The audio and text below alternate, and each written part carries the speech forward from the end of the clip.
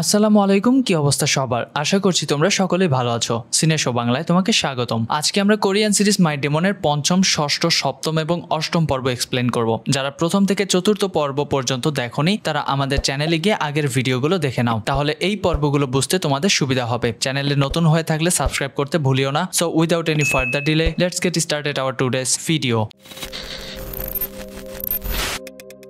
চতুর্থ পর্বের শুরুতে আমাদের দেখানো হয়েছিল গুয়ন প্রায় গুন্ডাদের হাতে মরতে মরতে বেঁচে যায়। কারণ ছিল একমাত্র দহি। দহি যদি সেখানে সেই সময় গুয়নকে খুঁজতে খুঁজতে না আসতো তাহলে গুয়ন এতক্ষণে কেল্লাফতে চলে যেত। যাই হোক, পঞ্চম পর্বের শুরুতে আমাদের দেখানো হয় গুয়ন এবং দহি নাচতে নাচতে গুন্ডাদের মেরে একেবারে নাজেহাল করে দেয়। আর ফাইট শেষে গুয়ন এক দৃষ্টিতে দহির দিকে তাকিয়েছিল। গুয়ন ভাবছিল সে কি সত্যি দহির প্রেমে পড়ে গেল নাকি। তো এইসব মনে মনে ভেবে সে খুবই অস্থির হয়ে ওঠে, কিন্তু দহিকে সে কিছুই বুঝতে দেয় না। আর এইসব ভাবতে ভাবতেই তাকে বাড়ি পৌঁছে দিয়ে চলে যায়। অন্যদিকে চিন তার প্র্যাকটিস করছিল, তখনই সে হাতে আঘাত পায়। আর বগি এটা দেখার পরপরই চিনকে স্টেজ থেকে নিচে নিয়ে আসে আর ঔষধ লাগাতে দেয়। তখন চিন বগিওকে জিজ্ঞাসা করে, আচ্ছা গুয়ন আর দহির মধ্যে কি কিছু চলছে? তখন বগিও বলে, আরে না না, তুমি তো ভালো করেই জানো গুয়নের হৃদয় স্টিলের তৈরি। অর্থাৎ সে তাকে এটাই বুঝাতে চায় যে গুয়ন তো কাউকে ভালোবাসতেই পারে না, কারণ এত বছর ধরে চিন তার পেছনে পড়ে রয়েছে, কিন্তু সে চিনকেই ভালোবাসো না, তাহলে সে দহিকে কিভাবে ভালোবাসবে? এইসব শোনার পরও চিন বলে, কিন্তু আমার তো এখনো এই নিয়ে সন্দেহ আছে। আর গুয়নের কি বডিগার্ড হওয়া ছাড়া আর কোনো উপায় ছিল না? বগিও জানায়, না,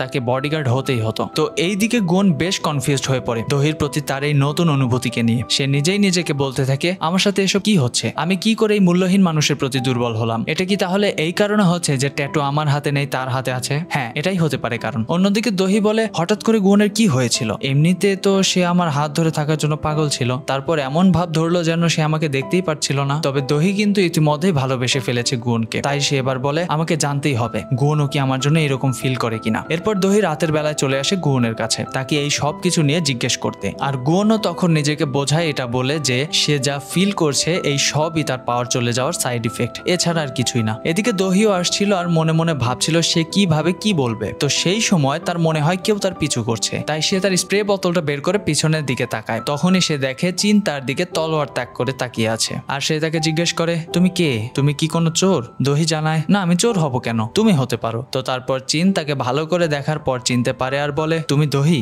দহি তখন বলে, আরে তুমি আমাকে চেনো? চিন তখন জিজ্ঞেস করে, কেন, তুমি আমাকে চেনো না? আমি বিশ্বাসই করতে পারছি না সেই স্টার চিনকে চেনে না। দহি তখন বলে, তাহলে আমি এখানকার স্টার, যেহেতু তুমি আমাকে চিনতে পেরেছো। চিন তখন বলে, চুপচাপ এখান থেকে চলে যাও, কারণ এইখানে কোনো বাইরের লোকের স্থান নেই। দহি তখন বলে, আমি কোনো বাইরের লোক না, তাই আমি তোমার যাওয়ার প্রস্তাবকে খারিজ করে দিলাম। আর আমার সাথে এখানকার ডিরেক্টর গুয়নের পার্সোনাল স্পেশাল সম্পর্ক আছে, বুঝতে পেরেছো? তাই আমি তার সাথে দেখা করতে এসেছি। এই কথা বলেই দহি চলে যায় গুয়নের রুমে। আর চিনের তো এসব শুনে রাগে মাথাটা পুরোই নষ্ট হয়ে যায়। এদিকে দহি যখন গুয়নের রুমে আসে তখন গুয়ন ছিল বাথরুমে, তাই সেখানে দহি পুরো রুমটা ঘুরে ঘুরে দেখতে থাকে। আর ঘুরতে ঘুরতে সে গুয়নের সেই রুমে চলে যায় যেখানে সে চুক্তি করা সেসব ঘড়ি রেখেছে। তো দহি এগুলো দেখে বলে, গুয়নের কি কোনো হবি আছে নাকি এইসব ঘড়ি কালেক্ট করার? এত এত ঘড়ি এনে রেখেছে, কি করে এগুলো দিয়ে? অদ্ভুত একটা ছেলে। এরপরে দহির চোখ যায় ডেমন বইটার দিকে, আর সে সেটা পড়ার জন্য উপর থেকে পারতে যায়, কিন্তু তখনই সেখানে গুয়ন চলে আসে আর বলে, তোমার সাহস কি করে হলো হ্যাঁ আমার জিনিস টাচ করার? আর তুমি এখানে কি করছো? দহি তখন বলে, এটা কি তোমার ডায়েরি নাকি অন্য কিছু? এত রেগে গেলে যে? তখনই সেখানে চিন চলে আসে আর বলতে থাকে, কি ব্যাপার, তুমি শার্টের বোতাম খুলে রেখেছো কেন? আমি বলেছি তো অন্য মহিলাদের সামনে এসব করবে না। দেখো তুমি খুব সুন্দর আর তোমাকে দেখে যে কোনো মেয়ে তার হুঁশ হারিয়ে ফেলবে, তাই তাদের থেকে তুমি দূরত্ব বজায় রেখো। তো এরপর গুয়ন বলে, চিন এসব কথা রাখো আর নিজে প্র্যাকটিস করতে যাও প্লিজ। এরপর দহি এসে গুয়নকে বলে, কে সে? গুয়ন বলে, সেটা জানার কাজ তো তোমার না, কি কাজে এসেছো সেটা বলো। তো দহি এরপর মজা করে বলে, কিছুক্ষণ আগে আমি আর সে তো একে অপরের প্রাণ নিয়েই নিয়েছিলাম, তাই আমি জানতে চাই কে সে যার প্রাণ আমি নিতে গিয়েছিলাম। গুয়ন তখন বলে, তো তুমি কি এত রাতে এখানে এসেছো আমার পার্সোনাল লাইফ সম্পর্কে জানতে? দহি তখন বলে, না, আমি এসেছি এটা জানতে যে কি এমন হয়েছিল যে কারণে তুমি অদ্ভুত ভাবে চলে আসলে। গুয়ন তখন বলে, আমি তোমার সাথে থাকতে চাই না, সেজন্যই চলে আসছি, কিন্তু তুমি তো চলেই আসলে আবার আমাকে বিরক্ত করতে। দহি তখন বলে, তাহলে আমি কি কোনো ভুল করেছি? গুয়ন বলে, না, তা করনি। দহি তখন বলে, তাহলে তোমার সমস্যাটা কোথায় হচ্ছে? এরকম ভাব নিয়ে কেন কথা বলছো? এর উত্তরে গুয়ন জানায়, আমি তো আসলে দেখতে পাচ্ছি না তোমার সাথে ভালো ব্যবহার করার কোনো কারণ রয়েছে কিনা, তো তুমি কি আর কিছু বলতে চাও? দহি তখন বলে, হ্যাঁ, আমি দেখতে পাচ্ছি আমি কত বড় ভুল করেছি, যাই হোক আমি দুঃখিত তোমাকে এভাবে বিরক্ত করার জন্য। তো এরপরেই দহি বাইরে চলে আসে আর নিজেকে নিজে বলে, দহি তুমি আর এরকম ভুল করতে যাবে না, কখনোই না। তারপরে গুয়ন মিস্টার পার্ককে কল করে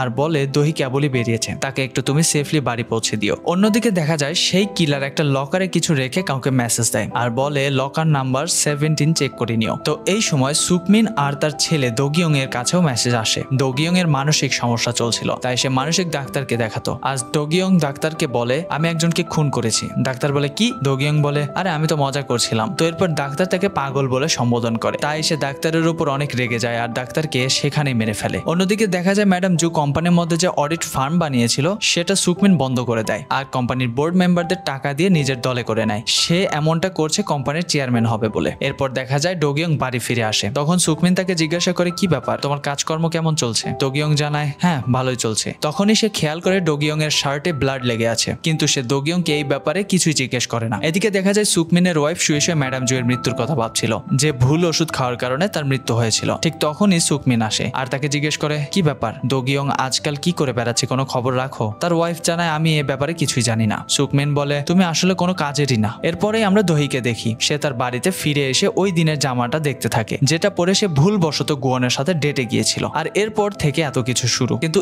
এই ড্রেস দেখে তার খুব রাগ হতে থাকে গুয়নের উপর, তাই সে ড্রেস নিয়ে এসে ডাস্টবিনে ফেলে দেয়। অন্যদিকে গুয়ন চীনের পারফরমেন্স দেখছিল, কিন্তু তার মন সেদিকে ছিল না। তো পারফরমেন্স শেষ হওয়ার পর চীন তাকে জিজ্ঞেস করে আমার পারফরমেন্স কেমন ছিল? গুয়ন জানায় হ্যাঁ ভালো। তখন চীন বলে কিন্তু আমার পারফরমেন্সে তো অনেক ভুল ছিল। তখন গুয়ন বলে তাই নাকি, তাহলে ভালো করে পারফর্ম করার চেষ্টা করো। এই বলেই সে সেখান থেকে চলে যায়। অন্যদিকে আমরা সেই গ্লাভস পরা ব্যক্তিকে দেখতে পাই। তার কাছে সেই রাতের ভিডিওটা আসে যে রাতে গুয়ন আর দোহি নাচ করতে করতে গুন্ডাদের মারছিল। তবে গুয়ন যখন তার পাওয়ার ইউজ করছিল তখন সেই জায়গাটা ব্লার হয়ে যায়। তখন ফোনে কথা বলতে বলতে সেই লোকটা কিলারকে জানায় এখানে তো তেমন কিছুই নেই, কিন্তু কিলার বলে না আমি স্পষ্ট দেখেছিলাম, ওই ছেলেটাকে দেখে মনে হয় না সে কোনো সাধারণ মানুষ। তখন তার বস বলে ঠিক আছে তাহলে জলদি তাকে মেরে ফেলো। তো পরের দিন যথারীতি গুয়ন চলে আসে তার ডিউটি করতে। সে দোহিকে গাড়িতে করে তার কাজের জায়গায় নিয়ে আসে। তো আজকে দোহি গুয়নের সাথে কোনো কথাই বলছিল না। সে সোজা তার রুমে গিয়ে কাজ করতে থাকে আর গুয়নও নিজের মতো পেপার পড়তে থাকে। তখনই এই অফিসের একজন এমপ্লয়ি এসে তাকে জিজ্ঞেস করে কি ব্যাপার, তোমাদের মধ্যে কি ঝগড়া হয়েছে নাকি? আমাকে বলতে পারো, আমি কাউকেই বলবো না। তো এই মেয়ের কথায় বিরক্ত হয়ে গুয়ন তার চেয়ার নিয়ে তাকে অফিসের বাইরে বের করে দেয় আর কফি খেতে খেতে বলতে থাকে এই অফিসে একটু শান্তিতে পেপারও পড়তে দেয় না। তো সেই সময় মিস সিন গুয়নকে জানায় দোহি বাইরে যাবে, কিন্তু গুয়ন তার কানের ব্লুটুথটা খুলে ফেলে। সেই সময় সিন রেগে মেগে তার কাছে আসে আর বলে কি ব্যাপার, তুমি কি শুনতে পাওনি যে দোহি বাইরে যাবে? তখনই গুয়ন তার ব্লুটুথটা লাগিয়ে নেয় আর বলে হ্যাঁ হ্যাঁ আমি শুনতে পেরেছি, এখনই যাচ্ছি। এদিকে দোহি বাইরে বের হয়ে এসে আশেপাশে গুয়নকে খুঁজতে থাকে। তখনই দেখা যায় তার অফিসে একজন হেলমেট পরা রহস্যময় ব্যক্তি আসে আর সে দোহিকে টাচ করতেই যাবে, তখনই তাকে সিন মাথায় আঘাত করে আর ধরে বলে এই তো আমি কালপ্রিটকে ধরে ফেলেছি, এই যে সে এখানে। পরে সেখানে গুয়ন এসে দোহিকে জিজ্ঞাসা করে সে ঠিক আছে নাকি। এরপর সে সিনকে বলে আপনি যাকে ধরেছেন সে কালপ্রিট না, ভুল মানুষকে ধরেছেন। দোহি বলে তুমি তাকে চেনো? তখন দেখা যায় আসলে সে ছিল বগিও। আর বগিও তো গুয়নকে দেখে কান্নাকাটি শুরু করে দেয় আর বলতে থাকে ডিরেক্টর গুয়ন আপনি কোথায় চলে গিয়েছিলেন? বগিও আসলে গুয়নের জন্য কফি নিয়ে এসেছিল। তারপর মিস শিন তার কাজের জন্য ক্ষমা চায় আর তাকে ভুল নামে বলে ফগিও। আপনি যদি এভাবে অদ্ভুত কাপড় পরে না আসতেন তাহলে এসব কিছুই হতো না। বগিও তখন বলে আমার নাম ফগিও না বগিও, আর আমি এসেছি আমার ডিরেক্টরের জন্য। তারপরও মিস শিন বারবার তাকে ভুল নামে বলে যাচ্ছিল, এজন্য তো বগিও অনেক রেগে যায়। তখন গুয়ন তাকে কোনো মতো সামলায়। এরপর সিন শিফট হয়ে দেখা যায় কোম্পানির বোর্ড মিটিং এ চেয়ারপারসন কে হবে সেজন্য ভোটিং হয়। যেহেতু সুকমিন আগে থেকে সবাইকে তার দলে রেখেছে তাই সে সব ভোট পায়, যার ফলে সুকমিন অস্থায়ীভাবে কোম্পানির চেয়ারপারসন হয়ে যায়। তারপর সক্ষণ গুয়নকে বলে আমার দোহিকে অনেকভাবে বাঁচানোর জন্য অনেক ধন্যবাদ। গুয়ন তো এটা শুনে খুব জেলাস ফিল করতে থাকে। সে বুঝতে পারে না সক্ষণ কেন বলল আমার দোহি, তার দোহি কি করে হয়। এরপর দোহি আর সক্ষণ একসাথে দুইজন কারে বসে কোম্পানির কিছু কাগজপত্র নিয়ে কথা বলছিল আর বাইরে থেকে এসব কিছু দেখে বিরক্ত হচ্ছিল গুয়ন। সে বলে কি এমন করছে দুজন ভেতরে বসে, এত কিসের কথা হ্যাঁ? তারপর তারা কাজ শেষে বেরিয়ে আসলে গুয়ন যাওয়ার সময় সক্ষণকে বলে এত কিসের জন্য তাকানো লাগছে, এই বলে সে দোহিকে নিয়ে চলে যায়। গাড়ি চালাতে চালাতে আয়নায় বারবার দোহিকে দেখছিল গুয়ন। দোহি তখন বলে কি আমার দিকে তাকিয়ে আছো কেন? গুয়ন বলে কোথায় তাকালাম? দোহি বলে একজন মানুষ না দেখেও বুঝতে পারে যদি অন্য কেউ তার দিকে তাকিয়ে থাকে, তাই আমিও জানি তুমি আমার দিকেই তাকিয়েছিলে। গুয়ন তখন বলে এটা তোমার ভুল, আমি তো তোমাকে দেখিনি। দোহি বলে যাই হোক আমার এখন কিছুই যায় আসে না, তুমি কি করবে না করবে এটা তোমার বিষয়। তো এখান থেকে দোহি তার কেস নিয়ে একটু খোঁজ খবর করে চলে আসে সেদিনের তার না হওয়া ডেট পার্টনার চুই এর সাথে দেখা করতে। তো দেখা যায় চুই দোহিকে ইমপ্রেস করতে খুব ফিল্মি লাইন বলছিল, যেগুলো শুনে গুয়ন বলতে থাকে কোথা থেকে শিখলো এসব লাইন। তো তার এত গায়ে পড়া ভাব দেখে গুয়ন তো খুবই রেগে যায় আর সে বিরক্ত হয়ে পড়ে দোহির হাত ধরে তার পাওয়ার ইউজ করার মাধ্যমে একটা লবস্টারকে জ্যান্ত করে দেয় আর সেটার কামড় খাইয়ে দেয় চুইকে। চুই এটা নিয়ে বেশ ঝামেলায় পড়ে যায়, তাই তাড়াতাড়ি সেখান থেকে সরে গিয়ে সে লবস্টারকে তার মুখ থেকে সরায়। তো এরপর সে দোহির কাছে এসে তাকে সরি বলে। একটা ভালো ডেট চলছিল, এর মধ্যে কি থেকে কি হয়ে গেল। দোহি দহি বলে কোনো ব্যাপার না, তুমি ঠিক আছো তো? চুই জানায় হ্যাঁ আমি ঠিক আছি। তো এরপর দহি চুইকে বলে সে তাকে বিয়ে করতে চায় আর সেটাও খুব জলদি, তাই কাল যেন সে রেডি থাকে। চুইও তো তার কথায় রাজি হয়ে যায় আর বিয়েটা করার জন্য সে খুবই এক্সাইটেড হয়ে পড়ে। এই সব কিছু দেখে তো রাগে জেদে গুয়ন দহিকে অনেক কিছু বলে। সে বলতে থাকে আচ্ছা তুমি যখন যাকে খুশি তাকে বিয়ে করো, কিন্তু আমি এসব দেখতে পারবো না, আমার খুবই বিরক্ত লাগছে। চলো আজকে সেই কিলারকে বের করব,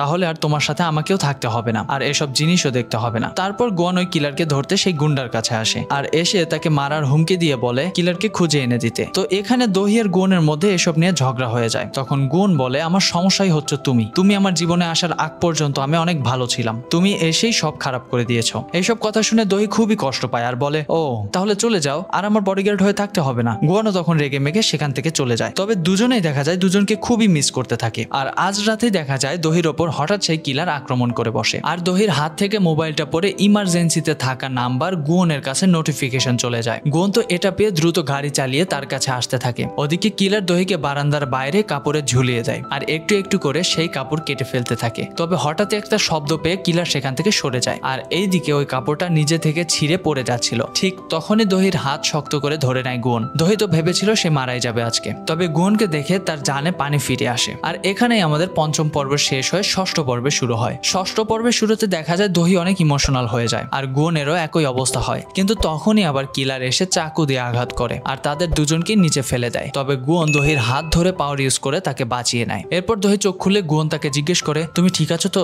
দহি তখন কান্না করতে করতে গুয়নকে জড়িয়ে ধরে আর গুয়নও তাকে জড়িয়ে ধরে শান্ত করার চেষ্টা করে। তো সেই সময় সেখানে সক্ষণ আসে আর তাদের কাছাকাছি দেখে সে বেশ কষ্টই পায়, কারণ সে মনে মনে দহিকে পছন্দ করত। তারপর সে তাদেরকে কিছু না বলে সেখান থেকে চলে যায়। এরপর তখন দহি আর গুয়ন বসে আলোচনা করছিল যে কে সেই কিলার। দহি সিসি ক্যামেরা ফুটেজ থেকে লোকটাকে দেখে আর বলে না এটা তো সেই কিলার না। গুয়ন বলে তার তো ঘাড়ে দাগ আছে। তখন দহি মনে করে সেই গাড়ির ড্রাইভারেরও তো ঘাড়ে দাগ ছিল, যে তাকে কিডন্যাপ করতে চাইছিল। গুয়ন তখন বলে তার মানে কিলার তার ফেস চেঞ্জ করেছে আর সে বারবার এই ফেস মাস্ক ইউজ করে যাতে তার আসল রূপ কেউ দেখতে না পায়। এরপর দহি এইসব কিছু ভাবতে ভাবতে সেই বারান্দার কাছে আসে যেখানে তাকে ঝুলিয়ে রাখা হয়েছিল। দহি সেখানে এসে অনেক কান্না করতে থাকে, তার আর ভালো লাগছিল না এইভাবে জীবন নিয়ে লড়াই করতে। তখনই সেখানে সক্ষণ আসে আর তার দিকে হাত বাড়িয়ে দিয়ে বলে তুমি আমাকে বিয়ে করে নাও, তাহলে আমার সবটা দিয়ে তোমার দেখভাল করব, তোমাকে আর একা লড়তে হবে না। তবে ওই সময় গুয়নও তার দিকে হাত বাড়িয়ে দেয় আর বলে তুমি আমাকেই বিয়ে করে ফেলো, আমি তো এমনিতেও তোমার বডিগার্ড, তাই তোমাকে বাঁচানোর দায়িত্ব আমার সব সময় থাকবে। দহি তো এইসব শুনে মারাত্মক শকড হয়ে যায়। সে বলে দেখো আমার কিছু সময় চাই ভাবার জন্য, আমাকে তোমরা একটু সময় দাও। পরের দিন দহি অফিসে এইসব নিয়ে ভাবছিল যে তার কাকে চুজ করা উচিত, তাই সে সিনকে বলে আমি খুব সিরিয়াস কন্ডিশনের মধ্যে আছি, কি যে করব বুঝতে পারছি না। তখন দেখা যায় অফিসে বসে বসে গুয়ন দহিকে দেখছিল আর বলছিল সে কি তাহলে আমাকে রিজেক্ট করে একটা সামান্য মানুষকে বিয়ে করার কথা ভাবছে নাকি। তারপর বগিও অফিসে আসে আর গুয়নের জন্য সে খাবার নিয়ে আসে। তখন গুয়ন বগিওকে বলে আমি দহিকে প্রপোজ করেছি। বগিওতে এটা শুনে প্রথমে বুঝতেই পারে না, কিন্তু পরে বোঝার পরে সে শকড হয়ে যায় আর বলে কি আপনি তাকে প্রপোজ করেছেন মানে? গুয়ন বলে চুপ করো, আস্তে কথা বলো। বগিও এরপর বলে আপনি এটা কি করে করলেন? তাকে রিজেক্ট করলেন আলোর গতিতে, আবার তাকে প্রপোজও করে নিলেন। গুয়ন বলতে থাকে চুপ করো, এটা আবার বলার মতো কি আছে? বগিও তখন বলে আপনি তো বলেছিলেন মানুষদেরকে বিয়ে করাটা পাগলামি ছাড়ার কিছুই না, তাহলে হঠাৎ করে আপনার মন বদলে গেল কিভাবে? গুয়ন বলে না আসলে আমি ভেবে দেখেছি একজন মেয়ের হাত বিয়ে ছাড়া ধরা আর অন্য কারোর সাথে বিয়ে হয়ে যাওয়ার পর ধরা একই ব্যাপার, তাই আমি নিজেই বিয়ে করে নিতে চাইছি আর কি, তাহলে তো আর কোনো ঝামেলা থাকলো না। বগিও তখন বলে আরে কেমন রকমের ডেমন আপনি, ভদ্র স্বভাবের নাকি? গুয়ন বলে কেন, আমি কি ভদ্র নই? বগিও বলে না আমি শুধু ভাবছি চীন এসব জানার পর কি করবে, আর আপনি বিয়ে করার পর অনেক মেয়েরই মন ভাঙবে আমি নিশ্চিত। তো তারা কথা বলছিল তখনই দেখা যায় সেখানে ফুল নিয়ে হাজির হয় সক্ষণ আর সেই ফুলগুলো নিয়ে দেয় দহিকে আর তারা দুজন মিলে তখন খুব হাসাহাসি করছিল। তো তাদেরকে এত হাসতে থেকে বাইরে থেকে তো গুয়ন জ্বলে পুড়ে ছারখার হয়ে যেতে থাকে। বগিও তখন বলে স্যার আপনি কি জেলাস? গুয়ন বলে কি জেলাস হতে যাবো কেন, আমি তো এটাই বুঝতে পারছি না মানুষ শুধু শুধু জেলাস হতে যায় কেন। বগিও তখন বলে আর মিথ্যা বলতে হবে না। তো তারপর গুয়ন তাকে ধমক দিয়ে সেখান থেকে বিদায় করে দেয়। এরপর গুয়ন রেগে মেগে একটা জায়গায় আসে আর সেখানে সে একজনকে জিজ্ঞেস করে আচ্ছা যদি কোনো মানুষ তার মোবাইলে ইমার্জেন্সিতে কারো নাম্বার সেভ করে রাখে তাহলে সেটার মানে কি হবে? লোকটা বলে তার মানে সে তাকে সবচেয়ে বেশি ভরসা করে বা প্রায়োরিটি দেয়, বিশ্বাস করে। গুয়ন এসব শুনে একটু হলেও খুশি হয়, কিন্তু এরপরেই ভাবে তার নামও তো দহি ইমার্জেন্সি নাম্বারে সেভ করে রেখেছে। তো এইসব ভাবতে ভাবতে গুয়নের মাথাটাই ধরে যায়। এরপর দেখা যায় গুয়ন আর সক্ষণ দহির ব্যাপারে কথা বলার জন্য বাইরে যায়। গুয়ন বলে আমাদের সম্পর্কের শুরুটাই ছিল পার্সোনাল, তারপর এটা প্রফেশনাল হয়ে গেছে। সক্ষণ তখন বলে তুমি তো তাকে রিজেক্ট করেছিলে, তাহলে এখন কেন তাকে আবার বিয়ে করতে চাচ্ছ? গুয়ন বলে আমি আসলে বিয়ে অপছন্দ করি, কিন্তু দহিকে তো না। সক্ষণ বলে দেখো তুমি দহির আবেগ নিয়ে খেলা বন্ধ করে দাও, আর তুমি তো জানো সে এই মুহূর্তে কতটা বেশি চাইছে বিয়ে করতে, তাই তার থেকে দূরেই থাকো। তো গুয়ন সেখান থেকে চলে যাওয়ার সময় সখন বলে, শোনো একটা কথা মনে রেখো, তোমার জায়গা তার জীবনে একমাত্র বডিগার্ড হিসেবেই, আর নিজের সেই লাইনটা ক্রস করার চেষ্টাও করবে না। গুয়ন তখন বলে, এমন কোনো লাইন নেই যা আমি ক্রস করতে পারবো না। এইসব বলে গুয়ন সেখান থেকে চলে যায়। এরপর সে দহিকে গাড়িতে করে নিয়ে যাওয়ার সময় বলে, আচ্ছা আমি একটা প্রশ্ন করতে পারি, তুমি কেন আমাকে আর সখনকে তোমার ইমার্জেন্সি কন্ট্রাক্টে সেভ করে রেখেছো? দহি তখন বলে, কারণ তুমি আমার বডিগার্ড আর সখন আমার পরিবারের মতো। আর তুমি কেন আমাকে প্রপোজ করলে বলো তো? তুমি তো আমাকে কত মানুষের সামনে সেদিন রিজেক্ট করে দিয়েছিলে, তাহলে হঠাৎ করে কি এমন হলো যে আমাকে প্রপোজ করে বসলে? এরপর গুয়ন প্রশ্নের জবাবে কি বলে সেটা আমরা একটু পরেই জানতে পারবো। একটু পর দেখা যায় দহি একটা ইভেন্টে আসে আর সবাইকে জানায় আগামীকাল আমার বিয়ে, তাই সবাই আসবেন। পরের দিনে বিয়ের সব কাজ শুরু হয়ে যায় আর বউয়ের সাজে বসে থাকে দহি। তাকে তো অসম্ভব সুন্দর দেখাচ্ছিল। তো তখনই সে ম্যাডাম জুকে খুব মিস করছিল, তাই দহি কল্পনা করে দেখে ম্যাডাম জু তার সামনে বসে আছেন আর তার সাথে কথা বলছেন। সেখানে দহি তার মনের কথাগুলো বলে ম্যাডাম জুকে, আর ম্যাডাম জুও তার নতুন জীবনের জন্য তাকে শুভেচ্ছা জানায়। তো বিয়ের অনুষ্ঠান শুরু হলে দহি তার হবু স্বামীর দিকে এগিয়ে আসে আর দেখা যায় সে আর কেউ নয়, সে আমাদের ডেমন গুয়ন। তো এই সময় ফ্ল্যাশব্যাকে আমরা দেখতে পাই গুয়ন সেদিন উত্তরে কি বলেছিল। সে বলেছিল, আমি তোমাকে কখনোই মরতে দিতে পারবো না, আমি চাই তুমি সবসময় বেঁচে থাকো আর ভালো থাকো। আর এই কথার উপর ভিত্তি করে দহি গুয়নকে তার স্বামী হিসেবে চুজ করে নেয়। কিন্তু এখানে আবার তাদের মধ্যে একটা চুক্তি হয়েছে, যেটা ছিল এমন যে তারা দুজন পাবলিকের সামনে স্বামী স্ত্রীর মতো থাকবে ঠিকই, কিন্তু এমনিতে নিজেদের পার্সোনাল ব্যাপারে কথা বলবে না। তারা একে অপরকে তাদের লক্ষ্য পূরণে সাহায্য করবে, আর যখনই তাদের লক্ষ্য পূরণ হয়ে যাবে তখন তাদের এই চুক্তিপত্র শেষ হয়ে যাবে। সাধারণভাবে বলতে গেলে গুয়ন আর দহির বিয়েটা ছিল আসলে একটা কন্ট্রাক্ট ম্যারেজ। এরপর তাদের বিয়েটা সুন্দরভাবেই শেষ হয়। সবাই তাদেরকে আগামী দিনের জন্য আশীর্বাদ করে। তারপর দহি সখনকে সরি বলে। সখন তখন বলে, কোনো ব্যাপার না, আমি তোমার জন্য খুশি। গুয়ন আর যাই করুক তোমার খেয়াল তো রাখে, এটাই অনেক। তখনই সেখানে গুয়ন আসে আর দহিকে বলে, চলো বেবি আমরা যাই। দহি তখন অবাক হয়ে বলে, বেবি? গুয়ন বলে, ও তাহলে কি হানি বলবো? তো এইসব গুয়ন বলছিল আসলে সখনকে জ্বালানোর জন্য, কারণ সে এতদিন অনেক জ্বালাতন সহ্য করেছে সখনের জন্য, তাই আজকে সেও সুযোগ বুঝে মজা নিয়ে নেয়। এদিকে চিন যখন গুয়নের বিয়ের কথা শোনে তখন সে খুবই কষ্ট পায় আর রাগে দুঃখে চারদিকে ভাঙচুর শুরু করে দেয়। তখন বগিও তাকে বোঝায় যে তারা দুজন শুধু বিয়ে করেছে তাদের লক্ষ্য পূরণ করার জন্য, কিন্তু চিন বলে তাতে কি, বিয়ে তো করেছে তাই না? এই বলে সে রাগ দেখিয়ে সেখান থেকে চলে যায়। এরপর দহি আর গুয়ন বাড়ি চলে আসে আর এসেই গুয়ন দেখে সারা রুম এলোমেলো হয়ে আছে। সে তো প্রথমে ভাবে যে নিশ্চয়ই কিলার এসে কিছু ঝামেলা করেছে, কিন্তু দেখা যায় দহি খুবই রিল্যাক্সে থাকে। এরপর দহি বলে, আসলে আমি এসব কিছু করে রেখেছি। তার মানে দহি কোনো কিছুই ঠিকঠাক মতো গুছিয়ে রাখে না, তাই গুয়ন এখন তার পাওয়ার দিয়ে সবকিছু পরিষ্কার করে দেয়। আর এইসব দেখে তো দহি অনেক বেশি ইমপ্রেস হয়ে যায়, তাই সে গুয়নকে রিকোয়েস্ট করে বলে, এখন একটু খাবার বানিয়ে দাও না। গুয়ন তখন বলে, দেখো আমি তোমার হাজবেন্ড, কোনো পার্সোনাল সার্ভেন্ট না, ঠিক আছে? দহি তখন বলে, আচ্ছা ঠিক আছে, তাহলে আরেকটা কাজ করে দাও প্লিজ। এরপর সে তাকে নিয়ে যায় সেই ডাস্টবিনের কাছে যেখানে সে তার সেই ড্রেসটা ফেলেছিল, যেটা সে গুয়নের সাথে ডেট করার দিন পরেছিল। তো গুয়ন আবারও তার পাওয়ার ইউজ করে সেই ড্রেসটাকে ডাস্টবিন থেকে বাইরে নিয়ে আসে। এতে দহি তো খুবই খুশি হয়। এরপর দহি যখন একা ছিল তখন তার ডগিয়ং এর আচরণ নিয়ে সন্দেহ হয়, তাই সে ভাবে সে কাল তার পিছু করবে। এদিকে গুয়ন স্বপ্নে আজ আবারও তার মানুষ জীবনের স্বপ্ন দেখে, যেখানে আজ সে একটা মেয়েকে দেখেছে আবছা আলোতে। সম্পূর্ণ মুখ দেখার আগে তার ঘুম ভেঙে যায়। তখনই সে বাইরে কিছু আওয়াজ শুনতে পায়, তাই সে দ্রুত ফ্রেশ হয়ে বাইরে আসে আর দেখতে পায় দহি সেখানে খাওয়া দাওয়া করছে। দহির অবস্থা একেবারেই পাগলের মতো ছিল, চুলগুলো ছিল একদমই এলোমেলো। তাই সে দহিকে জিজ্ঞেস করে, এই কি অবস্থা করে রেখেছো নিজের? দহি বলে, আসলে সারা রাত ঘুম আসছিল না তাই এই অবস্থা, কিন্তু দেখো আমাকে কি প্রিটি লাগছে। গুয়ন তখন হেসে বলে, তোমাকে দেখে মনে হচ্ছে তুমি কারোর সাথে মারামারি করে এসেছো। দহি তখন বলে, আচ্ছা বাদ দাও, এখন আসো আমার সাথে ব্রেকফাস্ট করো। গুয়ন জানায় সে এসব খাবে না, সে শুধু কফি খাবে। তখন দহি জানায় এখন তো কফি নেই আর কফি আনার সময়ও নেই, আমাদেরকে তাড়াতাড়ি বের হতে হবে। এসব শুনে গুয়ন বলে, কি বলছো, আজকে তো ছুটি, তাহলে এত তাড়াহুড়ো কিসের? তখন দহি বলে, আমার আসলে দগিয়ং এর উপর সন্দেহ হচ্ছে, তাই আজকে তাকে ফলো করতে যেতে হবে। এরপরই তারা দুজন তাকে ফলো করতে সেই লকার রুমে চলে আসে। তবে দগিয়ং সেখানে কিছুই পায় না আর তার মনে হয় এখানে কেউ আছে। তো ওইদিকে পর্দার পেছনে ছিল দহি আর গুয়ন। তো তারা যখন বুঝতে পারে দগিয়ন এদিকেই এগিয়ে আসছে তখন তারা তাদের পাওয়ার ইউজ করার চেষ্টা করে, কিন্তু সেই পাওয়ার তখন কাজ করছিল না। তাই গুয়ন বাধ্য হয়ে কিস করে বসে দহিকে। আর এখানে আমাদের ষষ্ঠ পর্বের শেষ হয়ে সপ্তম পর্বে শুরু হয়। সপ্তম পর্বের শুরুতে দেখানো হয় দগিয়ং থেকে নিজেদের আড়াল করতে গুয়ন দহিকে কিস করে বসে, যার ফলে দগিয়ং পর্দা সরিয়ে তাদের মুখ আর দেখতে পায় না আর সেখান থেকে চুপচাপ চলে যায়। দগিয়ং চলে যাওয়ার পর তারা দুজন খুবই লজ্জায় পড়ে যায়। গুয়ন বলে, আসলে আমি শুধুমাত্র আমার ফেস কভার করেছিলাম যাতে করে সে আমাদের দেখতে না পায়। দহি বলে, ঠিক আছে, কিন্তু কে জানে হঠাৎ করে পাওয়ার কেন কাজ করলো না। গুয়ন বলে, ঠিক বলেছ, হঠাৎ করে পাওয়ার কাজ করলো না কেন সেটা তো আমিও বুঝতে পারলাম না। তো তারপর দহি আবার দগিয়ংকে খুঁজতে থাকে যে সে কোথায় গেল। তারপর সেই লকারটা চেক করতে যায় দহি, আর গুয়ন চেক করে দেখে যে তারা যেখানে ছিল সেটা তো একটা ফটোশপ, তাই তাদেরও ফটো উঠে গেছে, তাই সেগুলোকে সে নিজের পকেটেই রেখে দেয়, কারণ অনেকটাই পার্সোনাল ছবি উঠে গিয়েছিল। এদিকে দহি লকার চেক করে আর বলে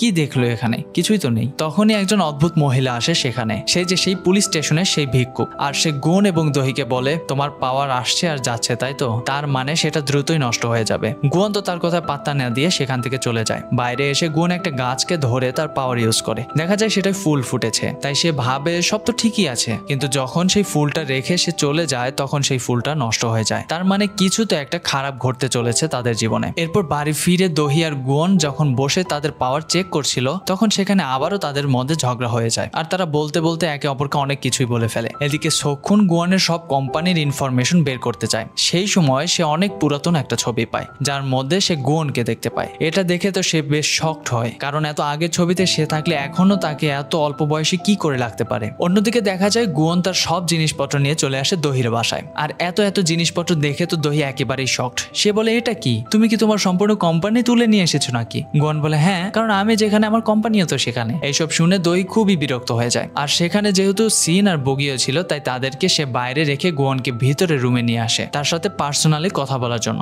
তখন গুয়ান বলে দেখো তুমি কিন্তু একা না যে এখানে থাকবে, আমিও তো তোমার সাথেই বাড়ি শেয়ার করবো, তাই না? দহি তখন বলে তো তোমার সব অতিরিক্ত জিনিসপত্র এখনই দূরে রেখে আসো, আর আমার রুমে তো কিছুই রাখবে না। গুয়ান তখন বলে সরি, আমার তো সব জিনিসপত্র কাজের, আমি তো এগুলো ছাড়া থাকতেই পারি না। দহি তখন বলে দেখো আমি বলছি এগুলো রেখে আসো। গুয়ান তখনও বলে না রাখবো না। দহি তখন আরো রেগে যায় আর বলতে থাকে আরে তুমি কি এইসব রেখে একটু জায়গায় থাকবে নাকি, হাঁটারই তো ঠিক মতো জায়গা পাবে না। গুয়ান বলে কেন, এটা তো তোমার দোষ, তুমি কেন এরকম ছোট বাসা নিলে? দহি তখন বলে চুপ করো, এটা কোনো ছোট বাড়ি না, যথেষ্ট বড়, তুমি তোমার কোম্পানি তুলে আনলে তো ছোট পড়বেই। তারপর গুয়ান বলে এই শোনো, এইসব জিনিসপত্র সব আমার নিজের আর এগুলো আমার খুব কাছের, তাই আমি এসব ছাড়া থাকতেই পারবো না। এরপর দহি বলে ঠিক আছে তাহলে আই এম সরি, তুমি আমার হাতে আর কোনো উপায় রাখলে না। এরপর দেখা যায় গুয়ানকে তার সব জিনিসপত্র সহ দহি ঘর থেকেই বের করে দেয়। পরে বাইরে গাড়িতে জিনিসপত্র তোলার পর বগিও তাকে খুব জ্বালাতন করে। সে বলতে থাকে এখন মনে হচ্ছে যে আপনার বিয়ে হয়েছে, কারণ বউরা থাকলে তারা এমনই করে। গুয়ান তখন বলে দেখো আমি বিশ্বাসই করতে পারছি না আমার মতো একজন এইভাবে অপমানিত হলো। তখনই দহি তাকে কল করে, আর গুয়ান বলে কে? দহি বলে কে মানে, তুমি কি আসছো ভিতরে? গুয়ান বলে কেন আসবো, তুমি তো আমাকে বেরই করে দিয়েছো আর বলেছো নিজের সাথে এগুলো নিয়ে থাকতে, তাই আমি আসছি না। তো এরপরেই সে কল কেটে দেয় আর বলতে থাকে আমি ভাবতে পারছি না তুমি প্রথম কেউ যে আমায় আউট করেছো ঘর থেকে, এসব আমি মানতেই পারছি না। এদিকে দহি বলতে থাকে কত বড় সাহস, বিয়ের একদিনও হলো না আর সে চলে গেল, তাকে তো একটা শিক্ষা দেওয়াই উচিত, আমি আর কল করব না। এরপর দহি দেখে গুয়ানের একটা জিনিসের বক্স রয়ে গিয়েছে, তাই সে কৌতূহল বশত সেটা খুলে আর দেখতে পায় সেখানে সব পুরাতন জিনিসপত্র ছিল। ওই সময় সে তার ম্যাডাম জুকে কল্পনা করে। ম্যাডাম জু বলে বাহ কেমন সংসার সামলানোতে বিজি হয়ে গেলে, আমি এটাই চাইতাম সব সময়, যেন তুমি এমন কাউকে পাও যার সাথে রাগ ভালোবাসা অভিমান সাপোর্ট সব থাকবে। তো তখনই দহিকে কল করে সক্ষণ আর বলে আমি তোমার সাথে কথা বলতে চাই গুয়ানের ব্যাপারে। দহি তখন বলে ঠিক আছে চলে আসো আমার বাসায়, আমি বাড়িতেই আছি। এদিকে নিচে গাড়িতে বসে বসে দোয়ান বলে দহি আমাকে কল করছে না কেন, এখনো আসতেও বলছে না, ঠিক আছে কোনো ব্যাপার না, আমি এই কারের মধ্যেই থেকে যাব, কোনো ব্যাপারই না। এদিকে সক্ষণ এসে দহিকে ওই ছবিটা দেখায়, তখন দহি বুঝতে পারে যে সে ডিমন, তাই এত বছর আগেও সে যেমন দেখতে ছিল এখনো তেমনই আছে। তাই দহি কথা ঘুরিয়ে ফেলে আর হাসতে হাসতে বলতে থাকে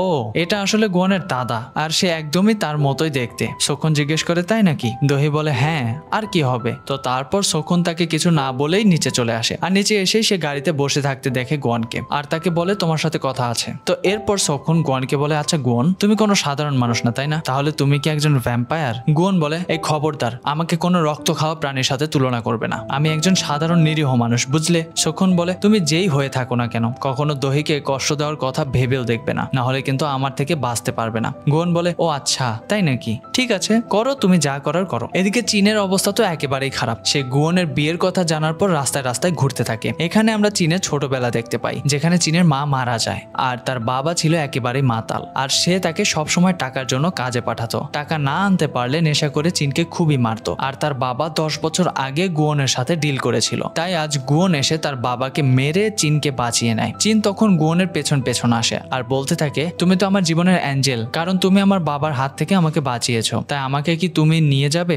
আমি তোমার সব কাজ করে দিব, আমি সবকিছু পারি, রান্না করা পরিষ্কার করা সব। গুয়ান তখন বলে আমি তো বাচ্চাদের সাথে ডিল করি না। তারপর চীন বলে সমস্যা নেই, আমি তোমাকে ঠিকই খুঁজে বের করব। এরপর চীন শিফট হয়ে বর্তমানে আসে, যেখানে চীন বলে তুমি জানো আমি কতটা কষ্ট করে তোমাকে খুঁজেছি। তখনই কিছু বখাটে ছেলে আসে আর চীনকে বিরক্ত করতে থাকলে সেখানে গুয়ান এসে তাকে বাঁচিয়ে নেয়। তখন চীন বলে আমি তো জানি তুমি আবারও আসবে আমাকে আমাকে বাঁচাতে। তারপর চিনকে নিয়ে বাড়িতে আসে গুণ আর তাকে সেখানে রেখে বলে বিয়েটা কিছুদিনের জন্য। সে আসলে এই কথাটা চিনকে বলে যাতে চিন আর পাগলামি না করে। এদিকে রাতের বেলা গুণের অফিসে আসে সেই কিলার আর তার টেবিলের নিচে একটা হিডেন রেকর্ডার রেখে যায় আর সেখানে তার ডেমনের বইটা পেয়ে যায় আর সেটা নিয়ে সে চলে যায়। এদিকে রাতের বেলা লুকিয়ে লুকিয়ে দহির বাড়ি ফিরে আসে গুণ আর তখনই সেখানে হঠাৎ করে দহির লাইট জ্বালায়। এটা দেখে গুণ তো ভয়ে চিৎকার করে ওঠে। দহি তখন বলে, ও তাহলে এই ছিল তোমার প্ল্যানিং, রাতে লুকিয়ে লুকিয়ে আসবে। তখন গুণ কথা ঘুরিয়ে বলে, আসলে আমার চার্জ দরকার, কারণ আমার পাওয়ার তো তোমার হাতে, তাই চলো অতিরিক্ত কথা রেগে চার্জ করি। এরপরে তারা দুজন একসাথে ঘুমিয়ে পড়ে। সকালবেলা উঠে গুণ দহিকে দেখে তার মধ্যে সব ধরনের ইমোশন কাজ করছিল, তাই সে নিজেকে বুঝ দিয়ে বলতে থাকে, এসব কিছুই না,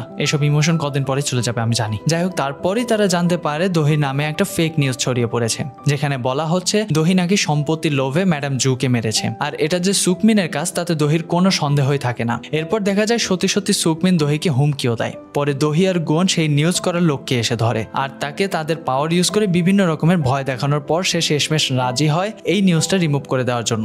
আর সে যে ভুলভাল নিউজ করেছে সেটাও সে স্বীকার করে নেয়। এদিকে গুণ তার অফিসে এসে ডিমন বইটা আর পায় না। তখন তারা ডিমন নিয়েই কথা বলছিল, যা কিলারও শুনতে পায় রেকর্ডিং এর মাধ্যমে, যার ফলে সে বুঝে যায় গুণ একজন ডেমন। এরপরই সে সেই ডেমন বইটা পড়তে শুরু করে আর সেখান থেকে সে একটা ইনফরমেশন পায় যেখানে লেখা আছে ডেমন কখনো গডের কাজ করতে পারবে না, অর্থাৎ ডিল ছাড়া কোনো মানুষকে মারতে পারবে না, আবার মৃত মানুষকে বাঁচাতেও পারবে না। যদি সে এমন কিছু করে তাহলে তাকে 1000 বছর ধরে আগুনে পোড়ানো হবে। এরপর কিলার তার বসকে এই বই পাঠায়। তখন বস বলে, দহি থেকে দূরে থাকলে গুণ তার পাওয়ার ইউজ করতে পারে না, তাই তুমি সেই সুযোগে তাকে মারতে পারবে। এই কথা শুনে কিলার খুব হাসে। এদিকে দহিকে পুলিশ এসে নিয়ে যায় জিজ্ঞাসাবাদের জন্য, কারণ সেই নিউজটা তারাও পেয়েছে। এই ব্যাপারে গুণ জানার পর সে তার অফিস থেকে দহির কাছে যাচ্ছিল। তখনই কিলার আসে আর তাকে খুব বাজেভাবে আঘাত করে। গুণের অবস্থা খুবই খারাপ হয়ে যায়, সে প্রায় মরার মুখে ছিল। ওদিকে দহির কিছুই ভালো লাগছিল না, সেও চিন্তা করছিল গুণের জন্য। তো এখানে আমাদের সপ্তম পর্বে শেষ হয়, অষ্টম পর্বে শুরু হয়। অষ্টম পর্বের শুরুতে দেখা যায় কিলার গুণকে প্রথমবার বাজেভাবে আঘাত করার পর যখন দ্বিতীয়বার আঘাত করতে যায় তখনই সেখানে বগিও চলে এসে কিলারকে ধাক্কা দিয়ে সরিয়ে